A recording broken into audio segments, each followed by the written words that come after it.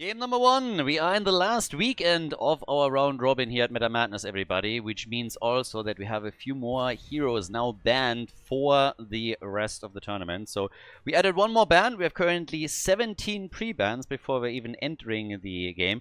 Meta Madness was always centered around two rules. You have pre-ban champions that cannot be picked in the entire tournament, and then on top of that, every champion can only be played once within a series. So the 10 heroes that get played on the first map cannot be played again on map 2 or map number 3, so that already limits the pool. And yeah, it should get interesting. After this weekend, we're heading into the playoffs. For then, we have the bans completely set. Right now, technically, there can be more added to it based on goals, on sub-goals on the Twitch channel, on the live stream. But once that we're entering the playoffs, the bans will not be touched again. They will be fixed as is right now. And it's going to be pretty cool. I'm really looking forward to it. It's going to be tons of fun. We already have some really, really nice games. And obviously now we're also on the new patch, which means we have now the Pinnacle quests in that Blizzard just introduced. And Kerrigan is getting banned. I mean, there are going to be a couple of bans that from the old beta perspective don't really make all that much sense anymore. But especially when we're talking about like Kerrigan, Thrall, maybe a couple of others, there are a few picks where you really have to think now, okay, is this something that we want to let go through? We have seen some hotfixes to address bugs that were introduced with the last patch, but I'm fairly certain that we're also soon going to see some additional follow-up patches from Blizzard where they are tweaking at least a couple of numbers, because some heroes seem to be a little bit overtuned right now. It will still be interesting to see how it checks up the meta, and obviously since we are now on the last play day of the round robin, it's going to be even more interesting once we're going to the playoffs to see how this all plays out then, when the tournament victory and the prize money is really on the line there. So that's something that we are going to have to check out. But currently, Whitemane and Uther are being banned. Keep in mind that the ban that was added for this weekend is Lucio, so another support that has been taken away. Rospierdol against the Gremlins. Gavlo, by the way, not here today, so they're playing currently with subs. And there's the early Thrall pick. I just talked about him. Kerrigan and Thrall, probably the biggest ones. Falstad, by the way, another one with his Pinnacle quests. One of them a little bit bugged right now, so Gathering Storm is not allowed to be taken. Falstad himself, he's fine, but if you go for Gathering Storm, you can stack it more quickly than it's supposed to happen, and therefore this talent is not allowed to be taken. If a team would take it by accident, we would just restart the game because it's a level 1 talent anyways. But it should be a really fun game day today. And especially with the Pinnacle quests, it will have an impact here for sure. I actually talked about this a bit on the live stream too. I gotta say, on the one hand, I really like that we're getting patches. What I do not like, though, and I didn't like that back in the HGC days either, when big patches that have a big impact on the meta are released in such short time periods. I really would like if, you know, you would have a big patch and then maybe some number adjustments and things that happen, but that the next big patch that has absolutely sweeping changes introduced to the game would then happen a month, 2, 3 later, something like that, like we see in other MOBAs too. So the frequency is, I feel, a little bit too much, and I'm a bit afraid, you know, that they're now just like throwing stuff out and then all of a sudden they will abandon the entire idea again for like a long period of time. So on the one hand, I'm happy that we see new patches. On the other hand, I would love if they would just spread the big ones out a little bit more and have smaller ones in between, if at all, where they're adjusting a couple of numbers and, you know, try and approach balancing not through sweeping changes but small adjustments. So Falstad and Zeratul, that's what we're starting things up with. On the other side, we're going double Smorg with Samuro and Thrall. Mopsio makes it a triple front line for the team. Infernal Shrine's our first map. Quick reminder that all 3 maps are being played out here. We're playing for the leaderboard, for entering the playoffs, of course, and every single map that you win is a point. So you don't get extra points for winning a series. It's not a best of 3 or a best of 5, but we're playing out 3 maps instead. Tyrande banned, so they're really just banning supports, apparently. They're banning supports out. Would it be kind of cool if they went instantly for like a double support themselves, for example? Pick 2 supports and limit this more? This is something I would more have expected in game number 3, you know, maybe 2 number 3. Game number 1, I don't think it's going to have that big of an impact. Even with Lucio now added to the bans, Malfurion is still out there, Stukov is still out there. So there's like tons of picks that are still very, very powerful that can be taken. But let's say we're adding another ban to the mix and have then 18 pre-bans.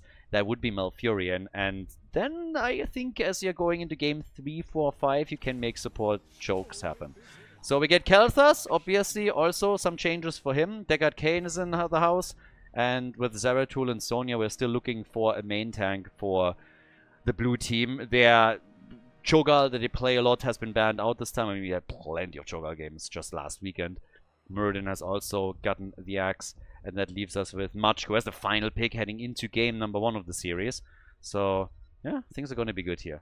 I'm really looking forward to see how all of this is impacting things. And we get Arthas as our first pick for the main tank for Rospitol. Ladies and gentlemen, Inferno Shrines. Game number 1, let's go. We got Rospitol over on the left side with Machko on Arthas, Lavakal with Oriel for the blue team. Aether is playing Falstad. We got Itrax is playing Falstad. Aether is playing Sonya. We got Arian on Zeratul, and then over on the right side. This is something that we're going to see a lot more. As you see, there's a pinnacle reward here, so the Maelstrom build is going to be a lot more popular now on Thrall. Nano playing the hero at this point, so we're going to see this a lot in the future, I would assume. Mopsio on Diablo, we get Hunter Orc on Deckard Cain. Then Kel'Thas played by Banana Age, and we got Sadath on Samuro. So even a bit of role swapping going on currently for the Gremlins, playing with some subs today. And Falstad went straight into the frequent flyer here. This is actually one where the Pinnacle quest, at least, is very, very tricky to complete. So we'll see if he has a chance to complete this fully. The Pinnacle rewards are just absolutely bonkers. I mean, some of them are clearly overtuned, one could argue right now. But they are just generally very, very powerful. So we're going to keep an eye on how well people progress here. Especially okay, they're trying to go for Machko once again. Was nearly a kill for the Gremlins. But all of those new quests that we now have, they will play a big role. I mean, you can see it here, for example. The healing that you get with that Pinnacle quest, if you complete it, is just absolutely bonkers. But yeah, for Thrall, he can become a total murder machine here with a huge amount of self-sustain if he's able to go through all of this. This is always going to be some thing that is like more targeted towards the late game completion, and yeah, could have a huge impact on certain games that we're playing here. But of course, this is now the first time that we have these talents in, or the new patch in general, in a tournament environment, and we'll see. It's actually quite nice from a timings perspective, because teams can experiment with it a bit today, and then they have a few days before we're heading into the playoffs where they can practice more, take a look at the heroes, certain combos that might now change, and yeah, then just center their macro picks around that. But we have a lot of quests, obviously. It's not only the Pinnacle rewards here. Kel'Thas now has one as well when we're talking about his Flame Strike, Convection. Nothing has really changed so much on Mana Addict, though. We have Way of Illusion on level 1 for Samuro. And both of the teams just currently roaming from lane to lane, getting the experience. Obviously, everybody with the quest is trying to work on that. It's actually kind of wild when you think about it. It's been... I mean, when Heroes was launched, we didn't have any quest rewards. We had no quest talents at all. And right now, it is one of the biggest ones. Like, pretty much every hero, nearly every hero, has some kind of repeatable quest where they get certain rewards as the game progresses.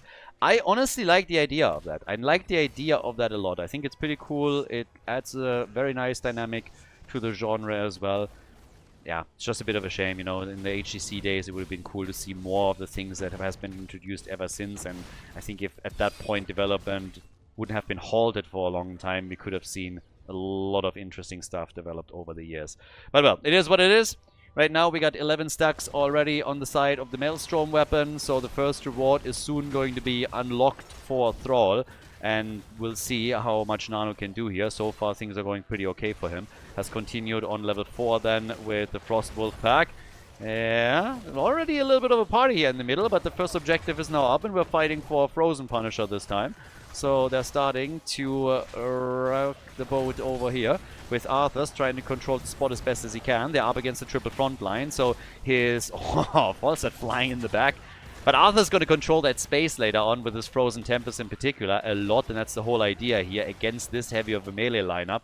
The Gremlins are trying to take control of the objective though, as the blue team has headed into a lead on Shrine Minions, but they're losing Falstad. So, yeah, Falstad is gone. Thrall has his first quest reward nearly done, and we have also the quest completed on level 1 for Samuro, as the blue team has abandoned the first objective and realized that this is not going to happen for them. So now we're just seeing them move back down to the bottom of the map. Frozen Punisher is going to move through the middle. They're going to try and take that wall out, maybe even some damage on the fort itself. But with 3 stacks on the side of Thrall, he has to now also be careful where he throws those wolves out. You want to complete that as quickly as you can. We got the Elemental Assault here. So now this actually changes a little bit. I've been talking in the past a lot about talents on level 7. Elemental Assault is now in this case, with the new build and the focus on Maelstrom weapon, all of a sudden a lot stronger than previously. So we're going to see how things are going to work out for Thrall, but he is definitely one of the big winners of the current patch. Kerrigan another one, but she was obviously banned. And there are some heroes that will be tuned a little bit, where I don't think that Blizzard is going to leave the numbers as is right now. But Thrall is now sitting at 20 stacks for his level 1. We're getting Zeratul with 11 on his Shadowhunter. And so he's going to play around that. Has gone, by the way, into the Warp Skirmisher now on level 7. So lots of stuff that got changed by Blizzard. But here comes the attack towards the middle again. Zeratul starting to rush away. Another Gravity Lapse that connects nicely, and it gets followed up by Diablo connecting a stun, and that's Arthur's gone. Arthur's eliminated. Easy kill, and that's 3 kills to 0 now for the Gremlins as they are wreaking havoc in the mid lane. That Punisher push has done extremely well for them. They destroy the fort, and that happening with the first objective is pretty big. Thrall is already with 16,000 damage, the top damage dealer in the game. So this early on, he already has a 6,000 point gap between him and the second highest, well, the highest on the other side, which is Falstad. Samura is sitting at 12,000 and is currently trying to get a bit more damage padded up at the top. But for Thrall, definitely a pretty darn good start here. So we have level 10 abilities now kicking in, which gives us immediately Illusion Master for Samuro. He's already super active around this. We have Sonya, by the way, with more of a focus into the Spin to Win build for now. Sundering for Thrall. And with Malevolence as the level 7 talent for Diablo. We're still waiting to see what Mopsio is going to pick here. If we're going to get the Lightning Breath or if it's going to be Apocalypse for him. But they're still pressuring the bot lane. And continuously just the push with level 10, while the blue team is just trying to get experience for themselves. Falsa is now flying in, attempting to help out here. He's sitting at 100 stacks right now, so he's doing actually fairly well on this. So yeah, 100 stacks for the frequent flyer at this point, and is getting good damage in on all of this too. But we're having... I actually mixed the talent up at the beginning. This one is... You're definitely able to complete that. That was my head like talking about the Lightning Rod talent. So yeah, right now we have level 10 on both sides, which give us, in this case, Apocalypse. We also have Syndragosa. Aegis is being used. Gotta be a little bit careful with that, obviously. When you throw your Aegis out and Apocalypse hasn't been used yet, you're just teeing things up. So that can be a bit problematic, depending on how well your team coordinates around it. But, yeah, Falstad is getting the damage slowly improved. And now that the next shrine is coming up, there's a great opportunity for both of the teams to try and stack their quests a little bit more on their heavy carry heroes. So, by now we have also a quest nearly completed for Arthas, which is of course going to be pretty nice as well for him. As long as you can really control the melees on the other side, you're going to find yourself in a really good spot here. And that's what he's going for. I'm going to take a bit of a look at the damage development here as well. Samura is actually overtaken in the damage department because he was able to simply pad his stats on side lane. So that worked well for him. The blue team has not really made a move for this yet. It's actually only the Gremlins that are nibbling on Shrine minions. Everybody else is still playing this a bit cautious. They're also trying to buy time for Samuro, who's still roaming the map, or has been roaming the map for a while. Syndragosa to start that fight up. Sundering. They got Kane. And the Gust from Falstad. They're putting them into a corner. And Sonya is dead. Falstad is low, but he makes it out of the fight. And Thrall is again the big winner over here and is just keeping it up. Arthas or no Arthas, it doesn't really matter. Thrall is bringing the pain currently with 32 stacks to his level 1. So he has the numbers at this point. His top damage is definitely reigning supreme here. And since they were able to win the fight and lock a level 13 talent in for themselves, they are now also in a position where they will grab another Punisher. So this is inevitable. Falstad, again, as we talked before, he is still keeping the stacks up here. Has now also unlocked the additional 50 damage. And the only thing that's really left for him is the Pinnacle reward. So he's going to try and stack this up further as they are looking for Sardath. And Samuro had some troubles initially escaping here, still able to make it out. Not a single kill yet for Rospedol. The Polish team with some troubles. They're trying again. Nice, great Aegis and a good heal as a follow-up as the red team was trying to take him out. But Diablo died. He, of course, had his soul stacks already, which means that he's still totally fine here. Thrall, in the meantime, done with 1/3 of his quest.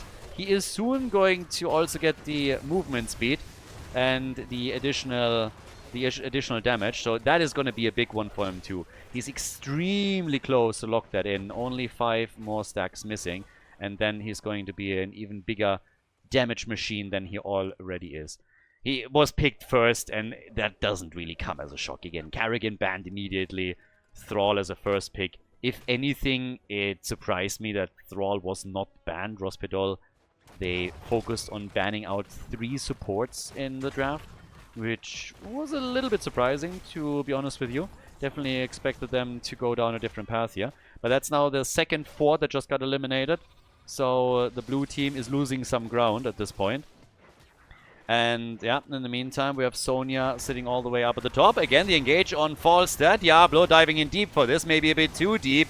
They are trying to punish him for it, but they just can't take Mopsy out. And here comes Deckard Cain with the ult, and then the follow-up from Diablo. Nicely done. Great coordination, even with the gust from Falstad coming through to try and destroy them. But now Oriel is eliminated, and that's just more and more damage kicking in during these fights, which now brings Thrall to 31,000, 5k ahead of Samuro, who is the second highest damage dealer in the game. And you compare that to what Rospedol is able to get on their end, and it's just a pittance. That's crazy. 19,000 on Sonya and Zeratul, so it's not really looking all that great for them. They're 2 levels behind, they're 5 kills behind. Now the blue team has to defend at the bottom of the map because that wall on the keep is getting assaulted as we speak, and this is just going to wreak havoc. We have the follow-up with Alpha Wolf now, the level 4 talent with the extra synergy, and Keltas with Ignite. But yeah, Banana Age also moving back with the team. There were only 3 pushing, so they don't want to be forced into a fight here. Quick reminder that Itrax is at 200 stacks now, so he's basically 2/3 done with his level 1 quest. So something that might give them, upon completion, a chance to slowly bring this back. But they have on the other side also the Pinnacle quest reward for Thrall.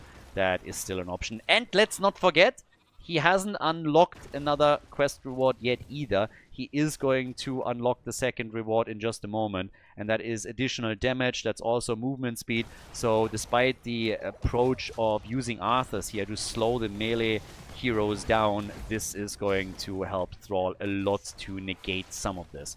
So this is going to be pretty big here. But the red team is ruling supreme. They are forcing the opponent back, steal a few of the camps away. The next objective is now popping up, and everybody's going to get ready for it. But for the red team, that means more so than anything else to attempt and get the experience for level 16 talent before they engage into a real battle here.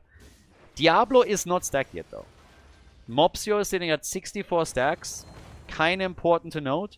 So if he dies, he's out for the duration. Falstad now with 220 stacks. So he's slowly making progress, but the red team is already on the point, starting to get Shrine minions, and they're pulling ahead very, very quickly, sitting at 14, 16, and the blue team hasn't really made any moves here just yet. And it doesn't really seem like they're trying to go for it. They have their own level 16 talent yet, but are they really going to make an engage happen now? They could, considering that there's only 27 so far for the Gremlins. They've also split out onto the lanes a little bit, and Arthas is slowly moving in and gets absolutely bodied, and that's exactly the situation that I talked about earlier. That's the problem right here. If you use Aegis, then there's just a huge opportunity for a follow-up with Apocalypse. And that's exactly what Diablo did here, and it led to the death of Arthas. So that's the problem right there. And yeah, with 2 heroes now down, Oriel missing, Arthas missing, that means that this push through the mid lane is going to be pretty difficult to stop. We have Thrall also with a threshold reached, so oh, Zeratul falls that dead. Zeratul makes it, but they're losing more and more ground here. And as I just mentioned, Thrall has now reached his threshold for the next reward. It doesn't seem like we're going to get a pinnacle reward for Thrall in this game. He's not even halfway done. It's just that 40%. Falstad also still a bit too low. This might even... Can they end here? Probably not. Only Falstad is gone and he'll be back. If they can get more kills, then they could definitely go for it. And, well, Arthas is gone. So with Arthas dead, maybe there's a chance. And they're certainly trying. They're certainly trying to get some damage done. Especially with Sonya now also being in trouble. Fantastic ult by Deckard Cain. Stay a while and get wrecked. And yep, that's that. So game number 1 goes to the red team, the Gremlins. They're locking in the victory on Infernal Shrines. So they take the first game. Level 20 talent kicks in towards the end. We have 13 kills, 2-3. And, well, that's all she wrote. GG, well played, as the Gremlins take the first map. Take Infernal Shrines. We're going to head in game number 2 in a second. Guys, if you enjoy the content, if you like the coverage here, please subscribe to the channel and like the video. It really helps to spread the videos to people that were interested in Heroes of the Storm in the past and might rejoin the game. So spread the love a little bit, help to promote the games here, like and subscribe, and I hope that you enjoy the rest of the series. The Gremlins have taken the lead, and Tomb of the Spider Queen is the second map. Now, once again, the 10 heroes that were played on the last map cannot be played again. So that means that entering into the draft, we have 27 heroes that are unavailable. So it's already getting interesting here. Now, this obviously also means that Thrall and Falstad cannot be played again either. We still have technically Kerrigan around. I'm not quite sure if she's going to make it through the bans.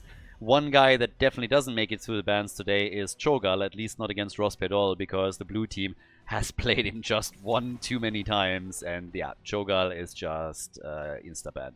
So is Kerrigan. Kerrigan, most people agree, is quite a bit overtuned right now. And she will get the ban hammer a lot. I would be surprised if we're going to see a lot of Kerrigan games. It's one of the prime examples where I expect Blizzard to make some adjustments in the near future, and then once that the numbers are a little bit tweaked, we'll see where she fits in. But especially on the map like Tomb of the Spider Queen, where she already is very solid, I would have been very surprised to see her here. So the new patch, again, is going to have some impact for certain heroes that we might see a little bit more often. Thrall in particular. But then we now have Maiev also taken out. And let's see what exactly Rospedol is going to get rid of. Their strategy in game number 1 was to essentially just ban supports for whatever reason. But now we had 2, of course, played. And we'll see what happens next year.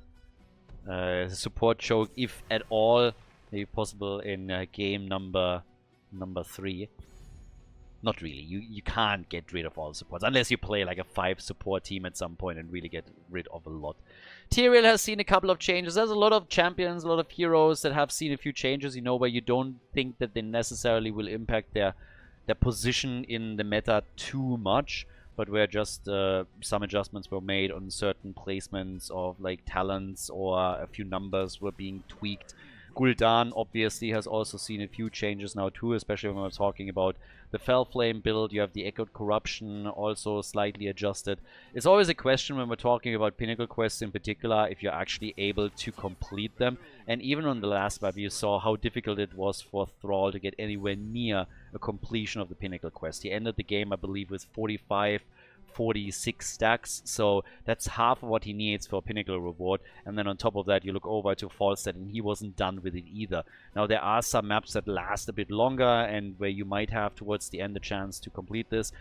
Generally speaking, it feels that also with just maps in general, Blizzard has now made a few map adjustments again, and it feels like their cutoff is like 15 minutes. Once that you reach the 15-minute mark, they don't want the game to end necessarily, but it really feels that with them even saying like, hey, after 15 minutes the scaling increases, that if a game lasts 15 minutes, this is where they are saying like, all right, from here on out, we want scaling to increase, we want this to draw to a conclusion a little bit faster. So you can really tell that they're still also trying to tweak the general game length a little bit with the approach that they're using here.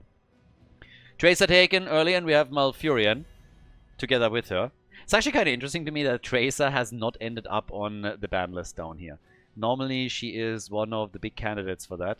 But in this Meta Madness, Tracer, she hasn't really gotten the hate that we saw for her in the past. The red team, they went for a pick on ETC from Opsio and also Urel now on the side lane. But I'm curious what exactly Gul'dan is now going to do. I think the last few times that Nano played him before the patch, he went straight into the Felflame build onto the Spider Queen. You can, of course, kind of play both here. But let's see what now with the patch changes he's going to focus on. Stitches banned as well, so that hook into a root has now been shut down as an option for the team. And that leaves us with the next double pick here, and it is Leoric and Muradin. Muradin, I believe, was even banned in game number 1. And now Machko with the hero. So we have our Stormbolt, we have the root follow-up, we have Leoric for the drain, the slow, later on the entomb that he can provide, and Tracer with the overheal that she's going to get from Malfurion is also going to be in a spot where there's going to be a lot of wiggle room for Arian to try and dive into the back line of the opponent and have his fun in there. So, yeah, as we're heading into Tomb for the red team, that means Suljin. We're going to get our single target damage, and we get Ana for Banana. Okay, so that's going to be a nano-boosted Gul'dan from the looks of it. And Banana gets one of his favorite heroes. But what is Itrex now going to play? He played Falset in the previous map. Didn't really work all that great for them. They currently rely on Tracer solo as the damage. But honestly, with the lineup that they're running, more wave clear would definitely serve them well in the context of it being Tomb of the Spider Queen. And, well, they go for Asmodan. There's your wave clear right there. Awesome pick. I like it. They go for the Dankmodan skin as well, so it's another plus in my book. And with that, we're heading into game number 2, Tomb of the Spider Queen. Rospedal in blue on the left with Machko on Muradin. We got Ether on Leoric, Arion on Tracer. Itrex, and here it gets interesting, is playing Asmodan, which we have now seen quite a bit in the recently released patches. Annihilation on the baseline. Oh, Malfurion! Look at that. Absolute chat move over here. Lavakal is going for the Vengeful Roots. Is going straight up Groot. As over on the right side, Nano still has to make a choice on Gul'dan for the Gremlins. We got Hunter Orc on Urel. Mopsio on ETC. Banana on Ana. And Sadath is playing Suljin with Recklessness for the team. Let's see how the early game stacking is going to work out for Rospedal, what they can do here. And we actually get Chaotic Energy on level 1. Alright, that's a little bit of a letdown. I was waiting for, you know, some big pinnacle plays, but nope, we're getting an insta-kill on Malfurion. Yeah, poor Malfurion is already gone, and that dominant performance here in the middle also meant that Asmodan didn't get a lot of stacks. It's getting a bit better there in the second approach. They have 14 overall now. But yeah, they of course need to do a little bit of work over here. Now, Suljin also of course changed again a little bit. So we're not having this 50 cap anymore that they introduced at some point. People weren't happy with it. And now we're back to the good old days essentially. Asmodan, with some stacking approaches at the top, is always trying to recruit some help here. But thus far, it's not really a great performance there, but it's also a little bit tricky, honestly, against what they're up here. And they don't have a huge amount of wave clear that they can throw in after Asmodan. It's one of the weaknesses in the lineup that we talked about earlier. Asmodan is supposed to solve this, and he will be able to self-stack a bit more aggressively after he hits level 7.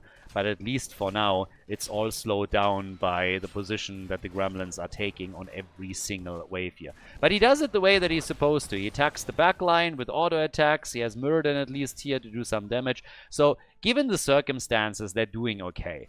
They don't have a great partner for Asmodan to stack, but given where they are, they do what they can. And they have him at 40 stacks now. We have 2 stacks on Broccoli for Malfurion. And yeah, things are going to progress from here out. Asmodan is eventually going to get to a point where he can control the lanes better for them. And that's obviously where they're headed in the first place. So trying to keep them out of tower range a little bit. Plays around the cooldown, but he's going to lose quite a lot here. So, yeah, this is the way that you're supposed to do it. That one sneaky minion just rushing away in that situation and just getting out of the range.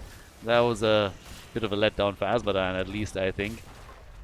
It's always fun to see Malfurion stacking. They should just increase the damage on it a bit more. I would love to see like a full damage Groot, you know. There should be a pinnacle quest for this as well. Maybe not a pinnacle quest, but I think there should really be multiple rewards that you get when you hit certain numbers, you know. You upgrade your little Treant, your little Broccoli, and it slowly becomes bigger and stronger. And maybe at some point, you know, it has like a increased duration or something. It would kind of be funny as hell if you would do something like that. And now that they took Ana out, they also finally got themselves a kill. So the blue team is doing what they can. They're stabilizing a little bit. They got more than 50 stacks now for Asmodan, so he's at least getting some impact on this. Ether at the bottom of the map, he goes down. They're trying to recover some of the gems, and I guess they do, but not a whole lot. And oof, Suljin made it out. Suljin is able to escape. But yeah, think about how cool it would be if there would be more rewards for Malfurion on this quest right here. That would be incredible. It's already not the biggest or the strongest quest in a normal game. So if you would give him some added benefits when he hits certain numbers, I think Malfurion would be a lot of fun to watch with this. We get the double cleave, by the way, with the Arcanite Axis now. Also, Echo Paddle and Curse of Exhaustion, so we're going to fully play around the Saki build for Gul'dan. And with level 7, now that we're going to get the laser for Asmodan, his stacking is going to get a bit easier here. So, yep, it is laser time. Brrr, boom. And now he's sitting at 94 stacks already. So, kudos to Rospidol. Given the fact that they didn't have a partner for Asmodan early on, they were still able to get him good stacks. Nicely done by Atrax. And now they can progress a little bit faster towards all of this. So, yep, 9 stacks now for Malfurion.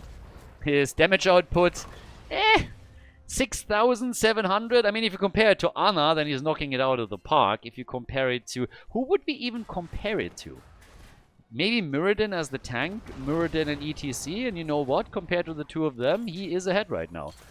Poor Tracer down here, okay, is able to zip away, but it is the red team that gets the first Webweaver. So they have their... Uh-oh, Nano, and yeah, that's a kill. Gul'dan gone just as the Webweavers are coming down. They're trying to get those gems, and Hunter Hawk is just a tad too late. Kind of unfortunate for him. Asmodan with 51,000 siege damage, so he's already running just rampage shot over everybody else here. They have him now at 128 stacks. So down at the bottom of the map, Leo is able to get out. Asmodan is defending the middle as the rest of the team is focusing onto the bot lane. And that defense is doing pretty well, especially since Gul'dan was never here to help out. He's now joining the team, but they already lost the Webweaver at the bot lane in the middle. We have Urel still pushing, so she at least is going to get decent damage. But the Webweaver also destroyed, and topside, this is where Asmodan is currently taking care of things. So Atrax, with 27 gems in his hands now, is able to take this one out. They have 71 gems. Haven't turned in a single one yet, so they really need to start getting some of those delivered, because if they don't, then start losing some of their heroes, and that would be a disaster. And yeah, I just talked about it. And Machko is jumping out and barely survives thanks to a heal from Malfurion and his trade kicking in at the same time. They try again for Nano. Beautiful Entomb, and then the follow-up from Malfurion as well. Not only with the root and his stacks on Broccoli, but also with the Twilight Dream. Tracer gets killed, so there's the counter kill. Now it's a 4 versus 4 again. And Suljin went guillotine. Oh yeah. It is guillotine time, baby. If you look in a mosh pit with this, and not a stage dive, Imagine a good mosh and then all of a sudden Suljin, you know, just going absolute bonkers with the guillotine. That would be kind of fun. Azmodan is now nearly done with his level 1 quest. He is about to hit 200 stacks. Quest completed for Suljin, by the way. Oh, the guillotine hit, just missing Leo. But yeah, so now he has everything. He has the double hit with Cleave, is stacking Cleave as well. Sadath is going full on damage with this. I mean, he's really just specking into anything that he can stack and get damage out with. So with the objective now taken by the blue team, we have also more support through Azmodan. And yeah, could try and control those lanes a little bit. Does that already in the middle. Topside Web Weaver currently uncontested. And while the defense is focusing on the mid lane, Muradin is already sitting here trying to slow them down if they rotate towards the bottom. Hits that Stormbolt and slows down Suljin just slightly, as we already have good damage on the bottom fort. So as the blue team hasn't lost the fort yet, this would be the first one to get destroyed in this game. Damage output, 30,000 for Suljin. He's looking good here, but he's also getting caught. Sadath has to be careful. Muradin tries to come in. They turn it on Mopsio, and that is 27 gems that they just lost. Another great hit from Azmodan, but they needed more to take Sadath out here. Even the ult of Azmodan being used, what they really needed was another Skullcracker Connect or a Stormbolt. And yeah, Muradin hasn't even gone for Skullcracker, so he went straight in for the heavy impact and the slow that comes with that. They needed anything to slow them down, and they didn't get anything done with this. 16 stacks for Broccoli. We got 250 stacks on the baseline now for Azmodan. We're seeing slowly the blue team taking a bit of a lead here. They still have 68 gems, and they're now turning the gems in the middle. That's 46 that Itrox just delivered, and Tracer got them the Siege Giants at the bottom of the map. 4 kills to 3 right now, and Hunter Orc is starting to move towards the top currently, with the rest of the team guarding the turn-in points. They have a talent advantage for a little bit longer. By the way, Malfurion is sitting at 15,000 damage, so he has more damage than most of the side laners actually. So he has more damage than Leoric, for example. So pretty decent numbers for Malfurion, and this is only in the early game. So he is getting value out of his level 1 talent, that much is for sure. Another nice connect on Malfurion, and those root follow-ups are there every single time. But there's the Horrify, and it's Muradin that falls. They keep Gul'dan alive. Banana on Ana just with one connect after another, hitting those darts like there's no problem. And this is having big impacts here and huge value for the team. Azmodan is capitalizing on situations like this with additional stacks, trying to prep for the late game. Same, of course, also true for Malfurion, I guess. They've destroyed the fort at the bottom of the map, but with that second set of web weavers that they're currently running, it doesn't seem like they're going to get any structural damage connected. They're trying to move through the top lane. In the middle, we got the same attack. We have now down at the bottom of the map still, or in the middle, we have them still sitting over here and doing some work. 4 kills to 5. And, yeah, at least the gate is down. The gate on the keep is down. They got that. But still attempt to attack here through the top. Situation has shifted a little bit. The Gavlos have now gotten their own level, well, their own talent advantage. Tracer just zipping around. Has to be, of course, a bit careful. Made 43 stacks on the baseline for Suljin. He's starting to really do damage with those auto attacks, and Tracer's not going to like that at all as the game continues. 39 stacks on your level 7. Again, he's getting there, and he can become this absolute crazy killing machine towards the later stages of the game. Sadath hasn't gone for the safe ult. Mosh interrupted immediately. Nano boosted Gul'dan right now, doing a little bit of work. They're trying to get the kill, and Leo is gone, but that's the one that you're totally okay with losing if you need to lose anyone. Urel is trying to go for Arian here. Tracer might be fine, has the cooldown, and there's also the move from Muradin.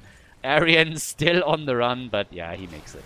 And Azmodan, he has been pushing lanes in the meantime, and this is where Aatrax really excels currently. He has his trait that he can use on side lanes, he has his globes that he can throw through half the map, and with his baseline being just progressed further and further, he has a huge impact on just general lane control. So this is something that the red team now has to watch out for. Then, of course, on the other hand, you have also still that progress from Suljin. And Suljin is now at 50,000 damage, which is pretty impressive considering that the next highest damage dealer is sitting at, on the blue team side at least, is sitting on 30,000. Gul'dan is also 45. So when it comes to raw damage numbers, the red team is killing it. Absolutely killing it. Azmodan with huge siege numbers though. Again, he really controls all of these side lanes very, very nicely. We are by now Malfurion on 18,000 damage himself, so he is getting value out of that level 1 talent. If that's going to be... If that is justifying taking it as a different question, but it's just cool to see it again. It's not something that we're seeing a lot. But with level 16 talents now on both sides, that gives us also Darkness Within. Still a bit of a chase happening at the bottom of the map. Azmodan is going to deal with the Web Weavers solo at the top lane. Has gone full laser from here on out. We get the Hell Rift now as well. And that fort in the mid lane is gone. Suljin, big damage. Let the killing begin. And well, we've already saw a little bit of killing. 6 kills to 4 all in all. Another fort at the bottom of the map goes now down too. So that means that 2 of the forts are destroyed. The blue team is starting to fall a bit behind here. It's not too much. I mean, they can always bring this back, but still. We have them on 52 gems, and that means that technically the red team even has more gems than they do. But Azmodan is nearly done with his baseline quest. So, yeah, this is going to be pretty big for him, of course. So, as he's coming in, they're getting the hits, and this is looking pretty solid. He's going to cap out on the 400 that he's going to get here, and then we're just hitting the level 20 talent, I guess. But yeah, he is going to get damage done, not only against in the PvE category, but also, of course, against the opponents during team fights. The one thing that really worries me probably the most for the blue team is Suljin. Sadath has been crushing it. And he's now at 50 stacks on his baseline and his level 7. So if he gets close to anybody, those auto attacks are just murdering. You can see Muradin, he just loses a third of his hit points in absolutely no time. And Tracer, of course, hates this too. Great little play there as they're trapping Mopsio. He's still alive, though. They never went in for the final blow, and now they lost Tracer. Oh, boy, that just hurts. Good hits from Azmodan, but they're losing heroes. The problem is that they just can't kill anybody. They're getting good damage out, but they just fall short of getting the actual kill. And that's exactly what we saw there as well. It's a bit bonkers. Mopsio should have died. Ana kept him alive, and the blue team just didn't coordinate the last few attacks well enough to drop him. They could have. I mean, there were multiple aspects to it. First of all, the great heals of Ana on the other side, but then also the lack of proper coordination to really kill him. And it was so close. Now we have a boss being attacked. Even using the guillotine for that. Oh boy, yeah. But the gap in experience has now really been extended. We're looking at 1.5 levels currently. 56 stacks for Suljin, 54. Where's this damage sitting at? 61,000. Yeah, Gul'dan and Suljin are definitely running that show. Leorki is dead again. That's the 5th time that idea has fallen. And the fort at the top is destroyed before the Web Weaver is even here. So now that they're hitting level 20 talents, you can imagine how this is going to go. That top side keep should fall. More might. Suljin has actually gone into the forest medicine right now. So it's going to be big for him for his own sustain. And then we have Ana with the armored stance. Yeah, this is an absolute brutal showing from the Gremlins through that top lane. This might very well lead into a 2-0 lead in this series. 23 stacks for Lavakal on Malfurion. He's trying to just raise Groot more and more, but I think we might have reached the end of the line for them. There's also a fort attacked in the middle, losing hit points or keep. The same is true at the bottom of the map. They're losing ground on so many lanes now. And with Muradin destroyed, this is likely going to be it. Yes, the Web Weaver is gone and so is the boss, but they're just losing way too much here. And down at the bottom of the map, for example, this one is still getting attacked. Itrex is now moving in. He has 30 stacks, connects another orb. That's great for him. Again, he has that wave clear. And the red team, they seem like they might actually fall back for now. Yeah, they are not too eager to go ham yet. They want another keep, which they will get, but they haven't gone full YOLO on the core. But there's the slide, and Malfurion, no chance. Absolutely no chance. Suljin at 65 stacks. He is a machine. An absolute killing machine. And this is just game. 79, 80,000 damage now for Suljin. And just big, big damage numbers. Atrax is barely making it past the gate there to get his health back up. Turns it around, but the core is losing hit points way too quickly. It's now 12 kills to 4.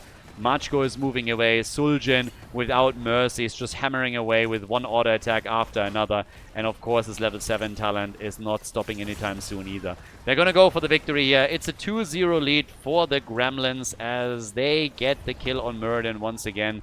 And therefore, also the victory in game number 2 here on Tomb of the Spider Queen. GG. Coming up next, we have game number 3 for you guys. Before we go, a big shout out to everybody that is supporting the channel on patreon.com/Khaldor. Really appreciate the support, guys. Thank you very, very much. If you want to support the channel, if you want to support our efforts to keep the Heroes of the Storm esports scene live with all of the events and tournaments that we're hosting, then please consider to check out patreon.com/Khaldor and support the channel there. It's the best way to support all of the things that we're currently doing for the scene and plan to do in the future. With that being said, enjoy the next game of the series. Map number 3. So, the Gremlins with a 2-0 lead currently, and this is going to be our final map. The 20 heroes that were played cannot be played again, and now we're going to Garden of Terror. So, yeah. Rospedol had actually a couple of really nice ideas there. I love the way that they dealt with Asmodan there for a long time, or they played him, stacked him quickly, and he quite had the impact. But Suljin, he just was too much for them to handle. So much damage from him, and then obviously you have Khaldor too. It's not only Suljin that got the damage out, but it was just brutal. Suljin's numbers towards the end with auto attacks, Muradin, he had no chance. Kerrigan, again, banned. I would be shocked to see her play today. Maybe in one of the other series she somehow sneaks in and somebody forgets to ban her. But in most of the matches, I would expect her to be eliminated. Maiev, very similar ban pattern to what we had before. Now, in total, we have 37 heroes eliminated as we're heading into the game. 6 more are going to get banned, of course, which means 43. So we are now past, or nearly past, the 50% mark of heroes that are out. And you can imagine how this is going to look once that we're going into the playoffs where we have best of 5 series coming up. Vikings get also banned, which is a bit of a shame. Would have loved to see some Viking plays. But now that we're in game number 3, who knows, maybe we're going to see something a bit on the crazy side. There are still a couple of very, very nice picks in. Greymane, for example, is still up and would be a nice choice here. Obviously, with all of the permabans down here, you have, for example, Hogger taken out. A lot of the side laners that usually would be attractive because you can go for your camps quickly. They are gone. And, yeah. Going into someone like Greymane might help you here. Tyrael gets picked. So, again, another hero that has seen a few changes in the last patch. I think the biggest change with the patches in general was obviously the Pinnacle quests and the introduction of those. The heroes that had the Pinnacle quests were changed the most. We've seen some of those already in game number 1. And they should pop up in essentially every single game that we're seeing from here on out. Now, the one thing that I still want to highlight, since a lot of people come in, you know, and they judge the patch and the priority of certain heroes based on what they're seeing in the tournament. Keep in mind that there are a lot of pre-bans. Like, all of these are out, and a lot of those guys are S or A tier heroes. So everything that you see here is in the context of those unavailable. So I wouldn't necessarily mirror the priorities that you see here for your own games. That's probably going to backfire a little bit. But we can now expect some of the heroes that are still available to push into that A and S tier through those changes. So let's put that in. And in future tournaments where, of course, we don't have pre-bans, it's going to be reflected there. But the whole idea of Meta Madness is always to push people a bit out of their comfort zone. Greymane, as expected, would be a good choice, and they agreed, so they go straight for him. And they have Uther together with that, so that's always a bit of an empowerment play when Greymane is going in deep, and he can come in with Uther and drop the Divine Shield, for example. Variant taken on the other side, together with Tyrande, is already indicating that what they're trying to do here is to just try and take heroes down quickly. You come through with a taunt, and then Tyrande follows up, get that Hunter's Mark in, and then burst damage is usually your friend. Follow-up stuns are always great when you have them. So this is going to be the priority for them. We still have a fair amount of mages out that you could play here and do damage with that. Li Ming gets banned, but you still have Jaina around, you have Cassia around as a damage dealer. You could go into Orphea if you're just looking for raw burst damage as well. So there's a few things that you can really chain with all of this if you want to. With Gul'dana already being used and he can't be played again.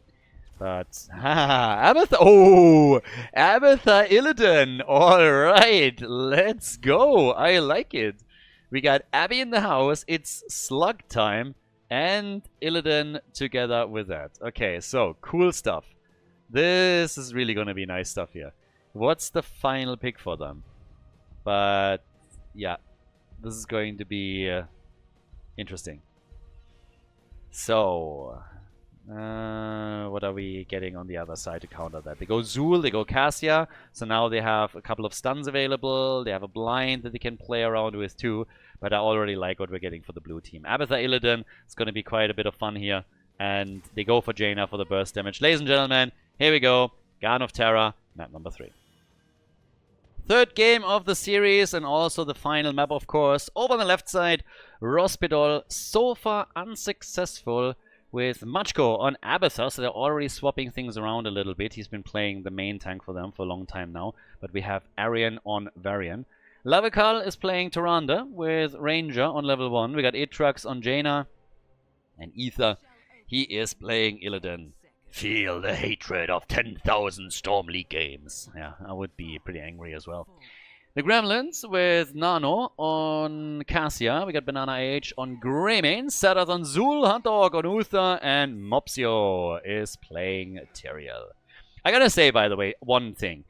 Since we're talking about like the hatred of Storm League games, of your puppies. It always baffles me that people feel the need to go to like forums like Reddit and complain there about somebody being mean to them in a multiplayer game. And like always these complaints about toxic is just like, could you stop the baby rage and just like, you know, act like an adult? Mute and move on.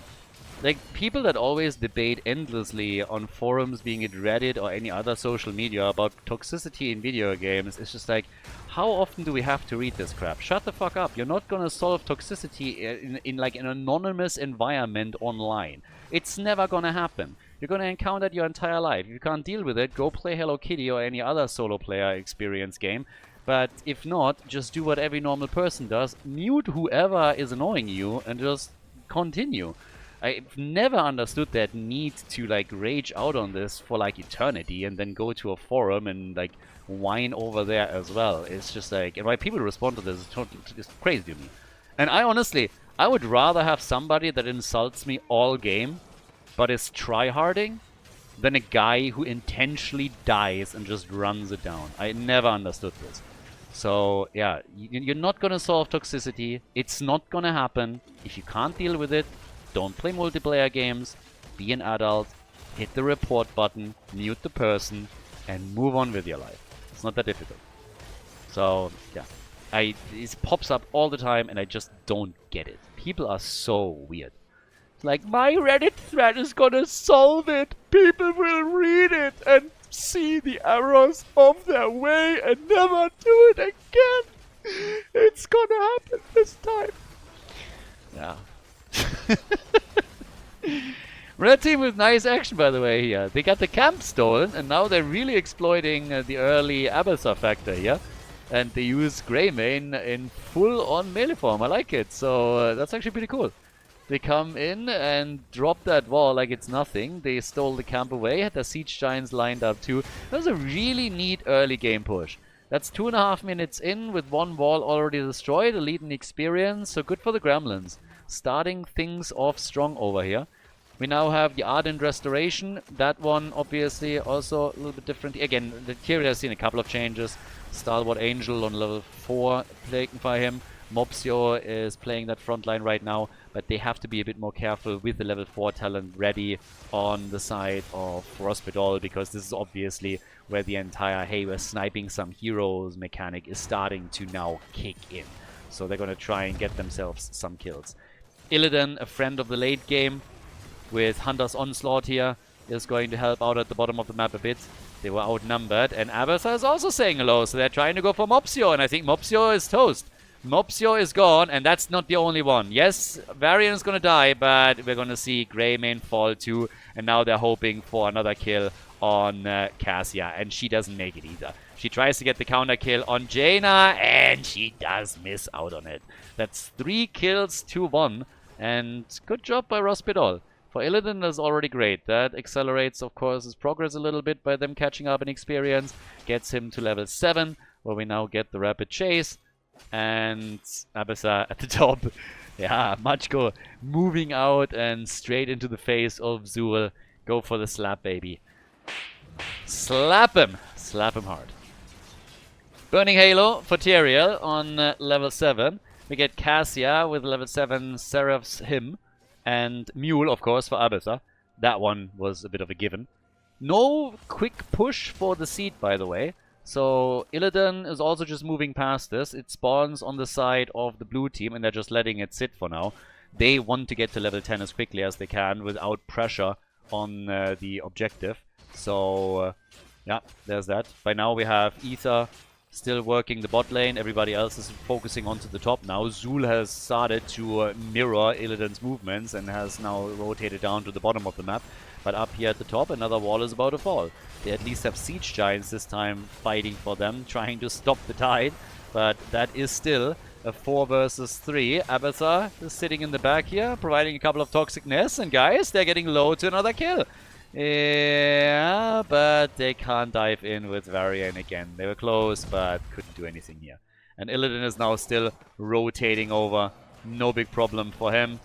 And, of course, as the game continues, he is going to be tougher and tougher to stop. So what are the tools that the Gremlins have? They can stun with Tyrael, assuming that he goes for Judgment, which is, by the way, not a given. Sanctification with Greymane would work well here.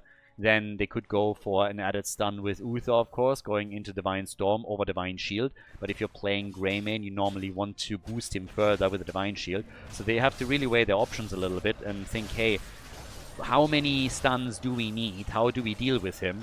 And the answer is maybe all of them.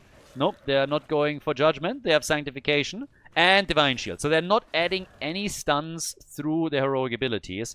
Just heading into zone control for the fights and assistance for Greymane in particular. So Illidan, if he can play around those tools, he is going to have an easier time now. There is Benediction later on for Uther, which will help him to get a double stun out against Illidan.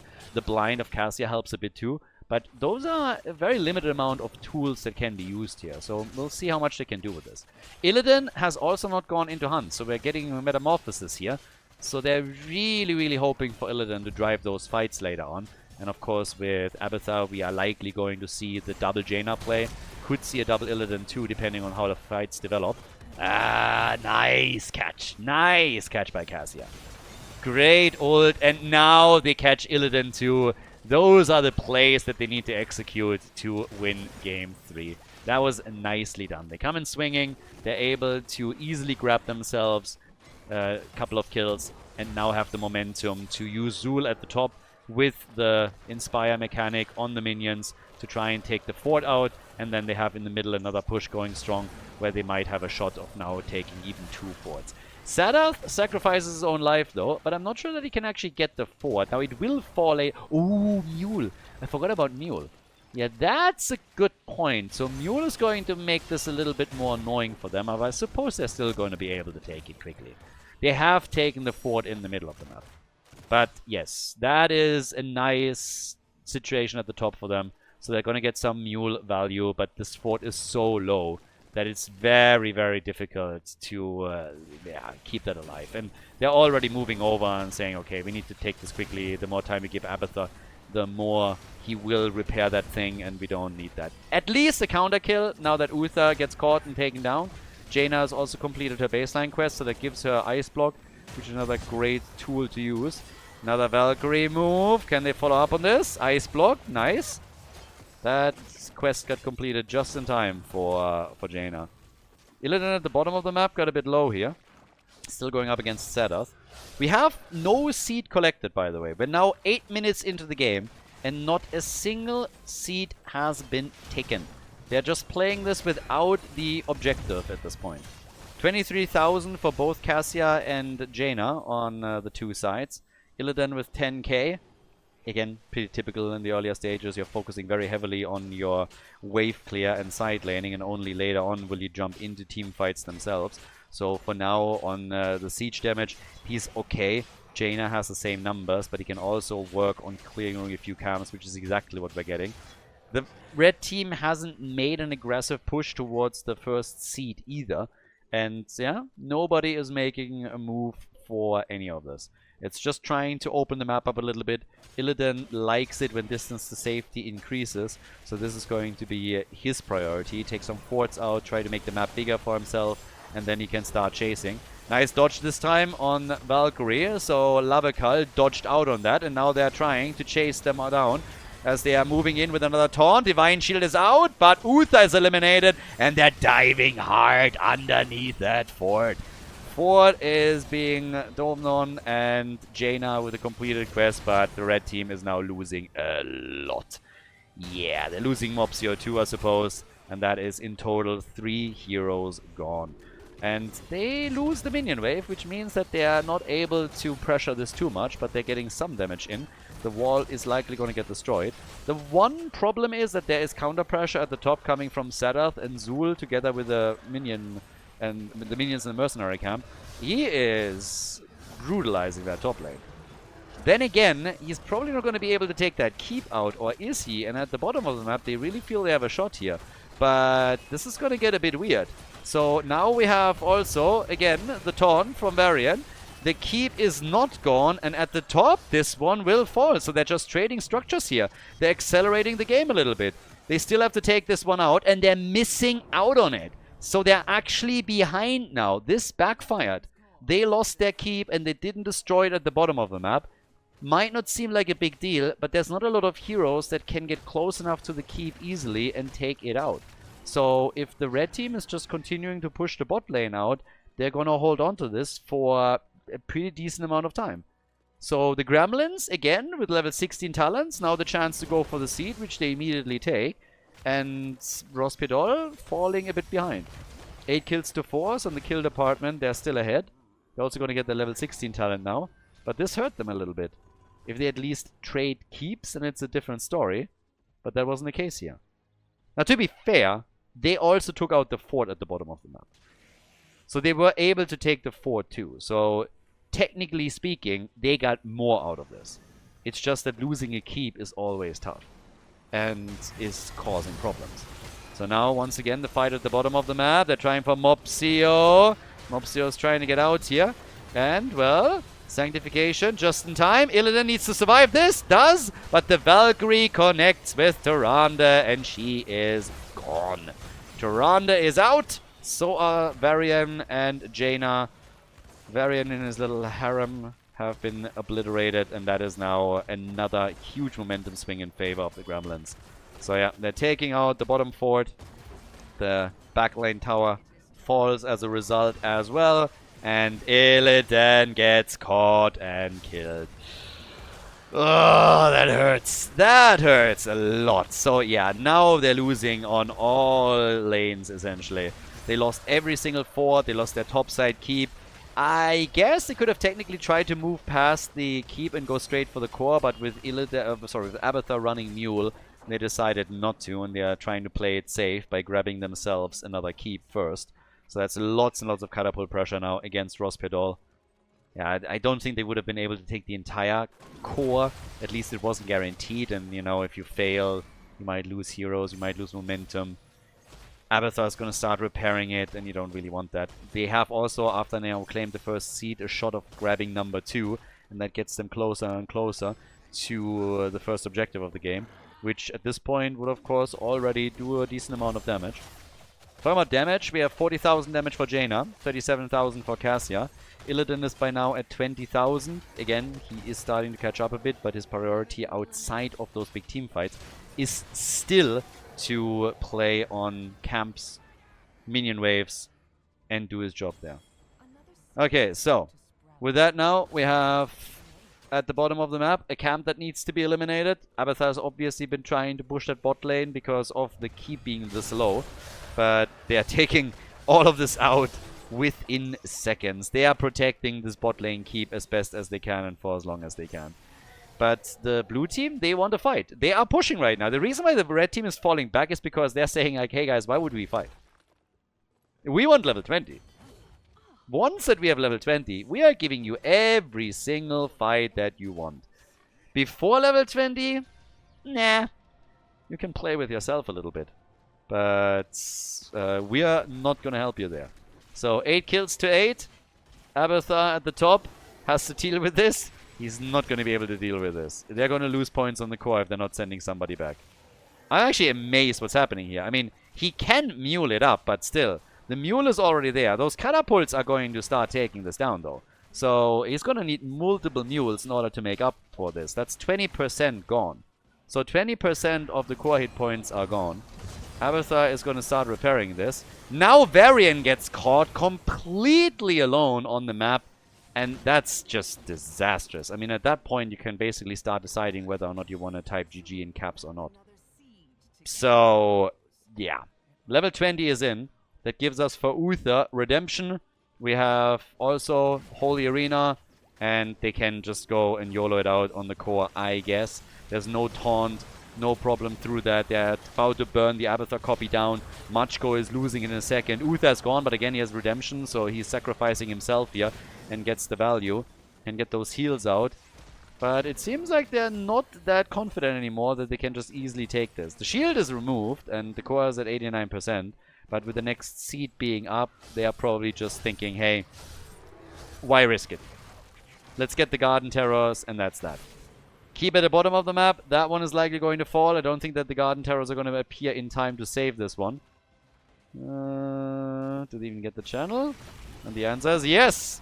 So, Garden Terrors not able to save the keep at the bottom of the map, but with Jaina already gone. I mean, Jaina, Illidan, and Tyrande are instantly dead.